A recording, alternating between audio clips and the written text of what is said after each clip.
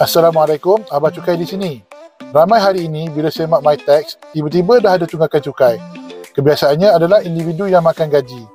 Jika anda menghadapi masalah yang sama, sila semak e-ledger dalam MyTax anda. Cuba semak tahun mana yang ada tunggakan cukai. Kemungkinan besar anda telah kena audit cukai dengan pihak lembaga hasil. Selalunya, pihak lembaga hasil akan menyemak dua perkara.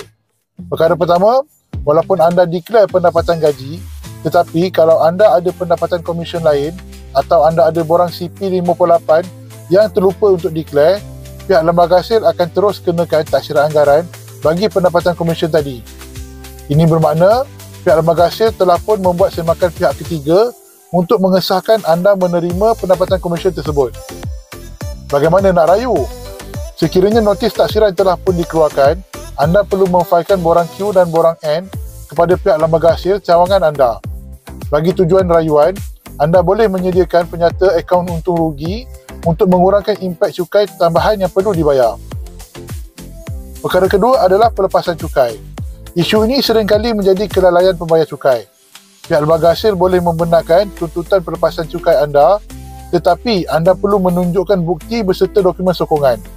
Tanpa dokumen sokongan, segala tuntutan pelepasan akan dikenakan cukai. Untuk masalah ini, sekiranya anda tidak lagi menyimpan dokumen-dokumen sokongan tuntutan pelepasan cukai, anda boleh menunjukkan bukti pembayaran melalui akaun bank, online banking, penyata kad kredit dan sebagainya.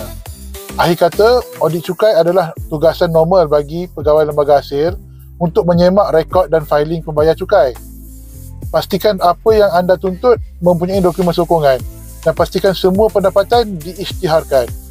Ingat ya, sekiranya anda ada masalah percukaian, marilah lantik Abah Cukai.